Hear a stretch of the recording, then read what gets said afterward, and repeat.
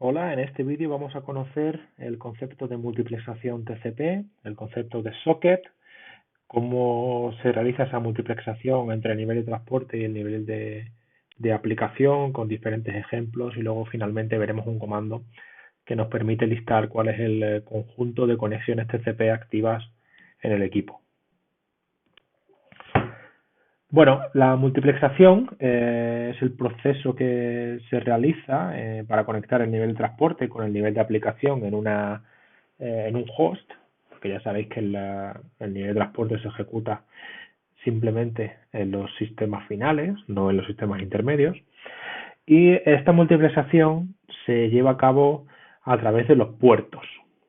Los puertos tienen una longitud del campo puerto, tanto puerto origen como puerto destino, de 16 bits, con lo cual tenemos un rango para los puertos desde 0 hasta 65.535 y ese número identifica la aplicación con la cual estamos trabajando.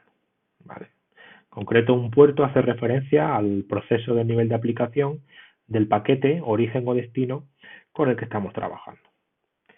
Por otro lado, tenemos el concepto de socket, que es la combinación de una dirección IP y un puerto.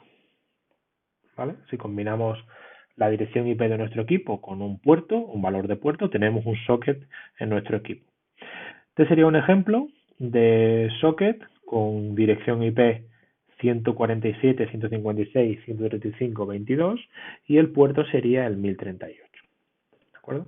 Existe un conjunto de puertos que se les conoce como puertos bien conocidos que van desde el 0 al 1023 y están reservados para servicios concretos. Por ejemplo, el puerto 80 hace referencia al protocolo HTTP, el puerto 443 al protocolo HTTPS, el puerto 23 al protocolo Telnet. Entonces, si ponemos ese valor en el puerto destino de un paquete, estamos haciendo referencia a un protocolo del nivel de aplicación concreto. En esta tabla tenemos ejemplos de puertos bien conocidos con su servicio en la primera columna con el número de puerto y si trabajan sobre TCP o sobre UDP. Por ejemplo, el servicio Daytime, que es el puerto número 13, trabaja sobre UDP. Los protocolos FTP, SSH y Telnet trabajan todos sobre TCP porque queremos que todos los datos lleguen a su destino. Puerto 21 para FTP, que es para intercambiar archivos con un servidor, subir y bajar archivos.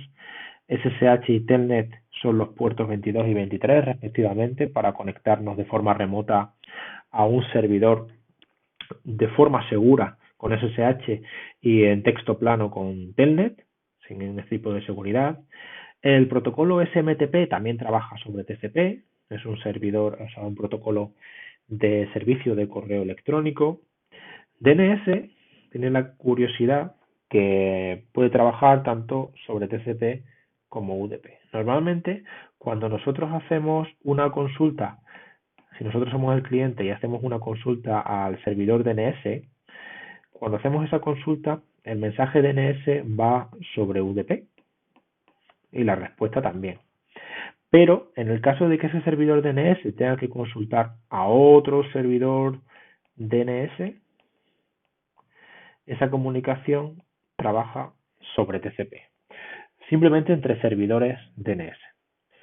Otros protocolos que trabajan sobre TCP, por ejemplo, HTTP, HTTPS, otro protocolo de servicio de correo electrónico, POP3, este también lo conocéis, SNMP, que trabaja sobre UDP para gestión de red. Que bueno, en función del protocolo y de las características de ese servicio de nivel de aplicación, pues vamos a trabajar sobre TCP si queremos que todos los datos lleguen correctamente a su destino o sobre UDP si no importa que algún mensaje se pierda. En este caso, por ejemplo, en las situaciones de aplicaciones en tiempo real. Aquí tenéis una lista de la relación de puertos y protocolos y muy importante la definición de conexión TCP, ¿vale? Una conexión TCP bien identificada por dos sockets, un socket en el origen y otro socket en el destino. El socket ya hemos visto que son dos valores, dirección IP y puerto, entonces vamos a tener en total 4 valores que identifican a la conexión TCP. Dos direcciones IP, origen y destino, dos puertos, origen y destino. Un socket en origen, un socket en destino. Entonces, si tenemos dos conexiones TCP con los mismos 4 valores, ya no son dos conexiones diferentes, es la misma conexión, ¿vale? En el momento que haya un valor de esos 4 que cambie, ya tenemos conexiones TCP diferentes, pero si coinciden en los 4, solamente tenemos una conexión. En esta diapositiva tenemos un ejemplo de cómo se realiza la multiplexación en los diferentes niveles de la arquitectura TCP/IP. Hemos obviado presentar el nivel físico. Empezamos en el nivel de enlace, en la parte inferior, suponiendo que estamos en el lado receptor, cuando llega ya una trama del nivel de enlace, que tiene su cabecera. Por ejemplo, suponemos que la tecnología del nivel de enlace es de tipo Ethernet. Por otro lado, tiene su campo de datos de usuario, donde va encapsulado un paquete IP. Y finalmente tenemos el código de redundancia cíclica, que hace referencia a un campo de control de errores. Cuando ese datagrama se entrega al nivel de red, donde sabemos que solamente hay una instancia IP, aunque puede haber otros protocolos de red, ese paquete está compuesto por una cabecera IP y el campo de datos de usuario. ¿Cómo sabemos de qué tipo es el valor, es el campo de datos de usuario? A través del campo protocolo. En este caso vale 6, con lo cual tenemos un segmento TCP. Ese segmento TCP se sube hacia arriba al nivel de transporte. Bueno, antes que nada, recordar que tenemos también el campo checksum de comprobación de la cabecera en IP. El segmento TCP, como decía, se sube hacia el nivel de transporte. Ese segmento ya sabemos que tiene una cabecera y campo datos de usuario. ¿Cómo sabemos el tipo de los datos de usuarios que tenemos en esta ocasión? Pues gracias al puerto destino. En este caso tenemos un valor 23 y significa que el mensaje de aplicación es de tipo telnet. En el nivel de transporte podemos tener dos tipos de instancias, segmentos TCP o datagramas UDP. También tenemos un campo checksum en la cabecera, donde veíamos que era diferente su cálculo con respecto a IP. En TCP, aparte del checksum de la cabecera, hay que añadir los datos y la pseudo cabecera que se utiliza para calcular el checksum, pero que no se envía. Entonces ya estamos en el nivel superior. Como tenemos el puerto destino 23, pues tenemos un mensaje de tipo telnet. En el caso de que hubiera sido 21, tendríamos un mensaje FTP, 80 HTTP, con lo cual tenemos la multiplexación entre el nivel de transporte y el nivel de aplicación gracias al puerto destino.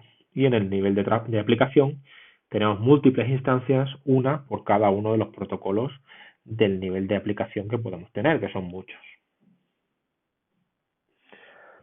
A continuación voy a mostrar una serie de ejemplos donde se ve claramente el concepto de multiplexación TCP.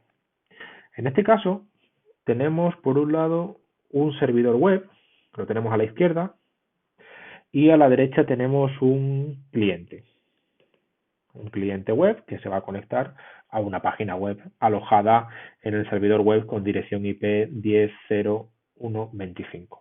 ¿De acuerdo?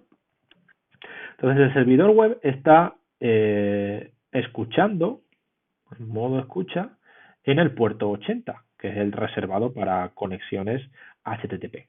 Con lo cual se forma un socket, dirección IP y puerto. Entonces cuando el cliente con dirección IP 10.0.2.47 se quiere conectar a esa página web, abre un navegador web, se genera un puerto origen que debe ser mayor que 1023 porque del 0 al 1023 están reservados, no se pueden utilizar como puertos origen, y crea el socket dirección IP más puerto. Se establece la conexión TCP que viene identificada por esos 4 valores. Socket en un lado, socket en el otro, y son 4 valores. 2 direcciones IP y 2 puertos. Entonces, en este caso tenemos una conexión TCP y dos sockets. Otro ejemplo. Tenemos un único cliente y dos servidores web. Uno arriba, otro abajo, identificados por diferentes direcciones IP. Ambos servidores web están escuchando en el puerto 80, con lo cual tienen diferentes sockets. En este caso no varía el puerto, pero sí varía la dirección IP. Y el cliente abre un navegador web, lo ejecuta hacia el servidor 1. Supongamos que el servidor 1 es el país.es.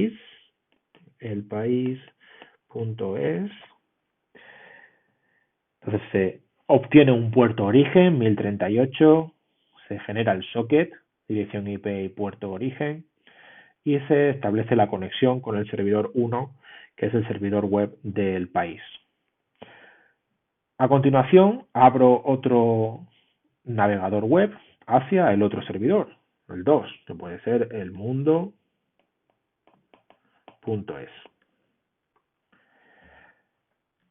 Obtengo otro puerto origen, por ejemplo el 1039, se genera otro socket que ya difiere con el de arriba en el puerto, arriba tengo 1038, abajo tengo 1039, y se establece otra conexión TCP con el otro servidor, no el del país, sino el mundo, el número 2. En este caso tenemos, a ver que borra aquí, dos conexiones desde el mismo equipo a dos servidores distintos, pero tenemos 4 sockets. En el lado de los servidores tenemos variación en la dirección IP, en el lado del cliente tenemos variación en el puerto.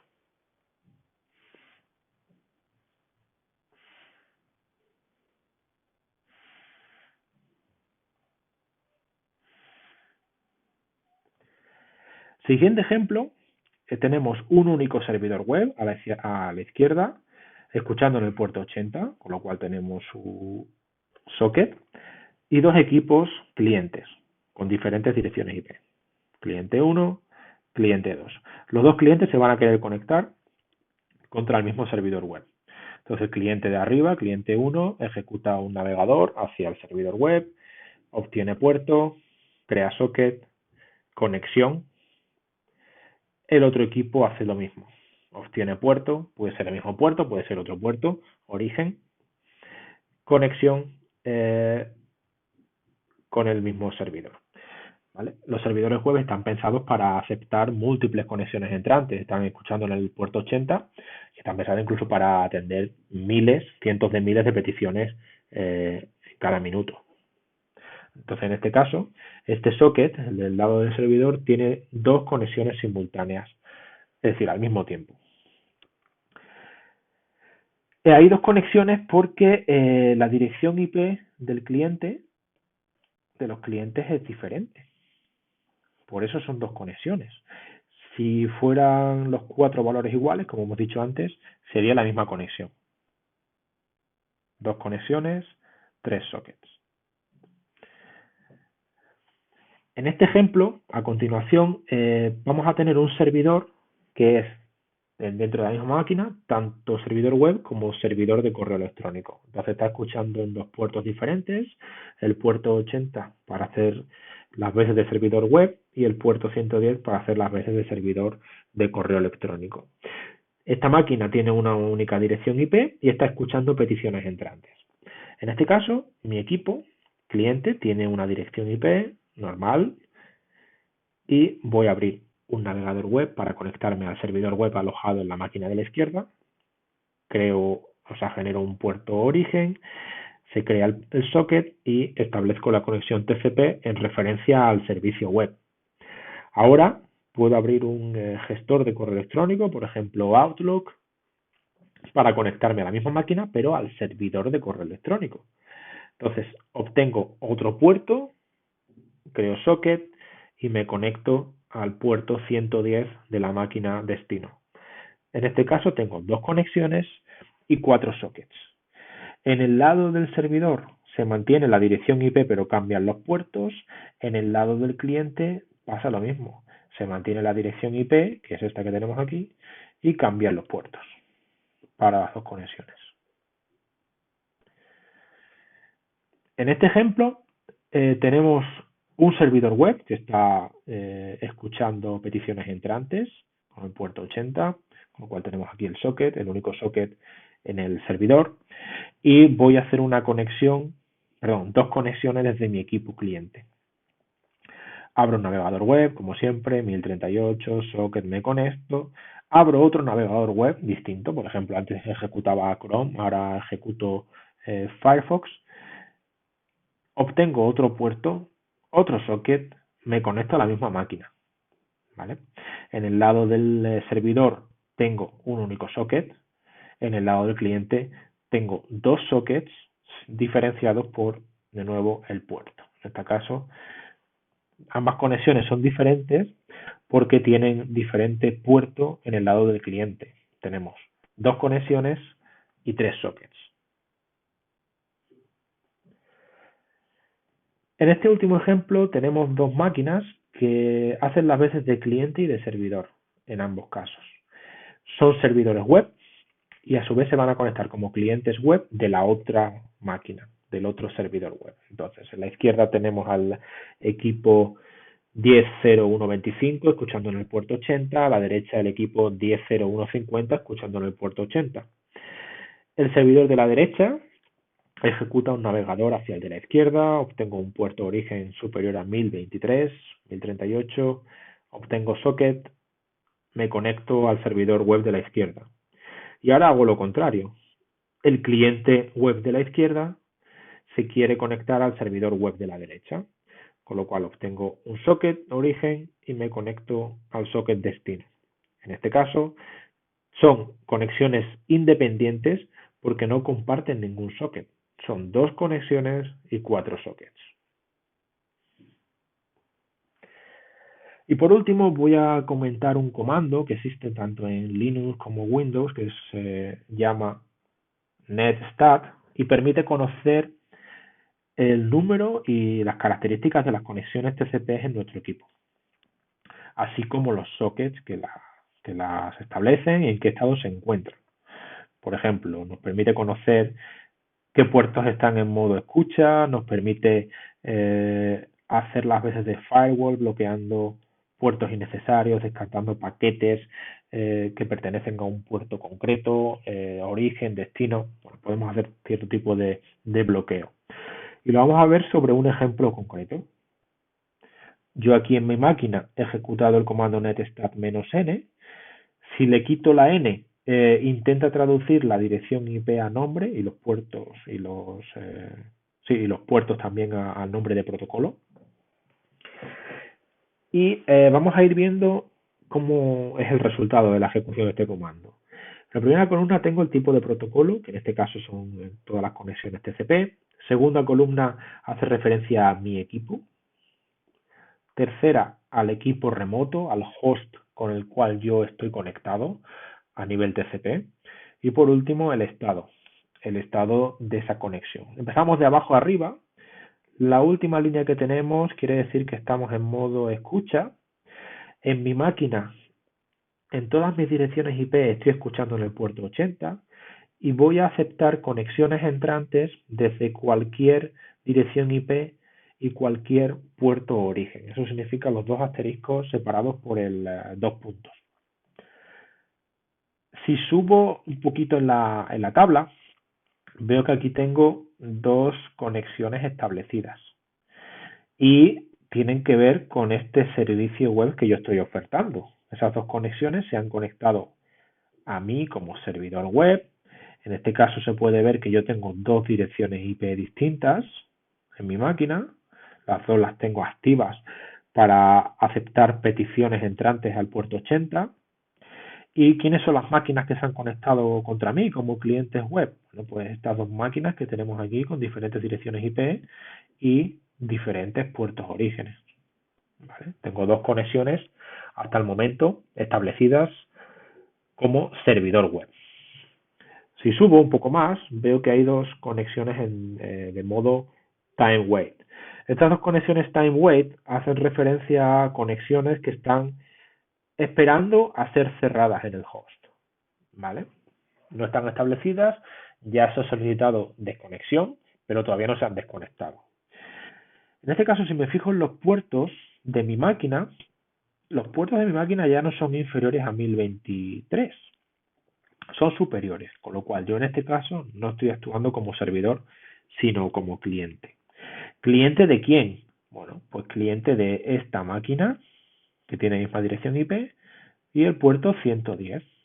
Con lo cual yo ahora estoy trabajando como cliente de un servicio POP3 de correo electrónico, porque he hecho alguna conexión al servidor de correo de alguna forma. Y por último, la primera línea de todas de la tabla, volvemos a tener una conexión establecida. Si me fijo en los puertos, de nuevo yo soy el cliente y en este caso soy cliente de un servidor FTP, porque quizás estoy bajando algún archivo, subiendo algún archivo a la máquina con dirección IP 10.0.1.60. Una vez que hemos visto este ejemplo, me gustaría que hicieras el dibujo, como los que hemos hecho antes, de las máquinas involucradas en estas conexiones TCP, donde recuerdo que la segunda columna es mi equipo y la tercera columna hace referencia a los equipos con los cuales yo tengo las conexiones TCP. Por otro lado, os recomiendo que ejecutéis ahora mismo, cuando podáis, en vuestro ordenador el comando netstat, a ver cuántas conexiones TCP tenéis, investiguéis un poquito acerca de ello.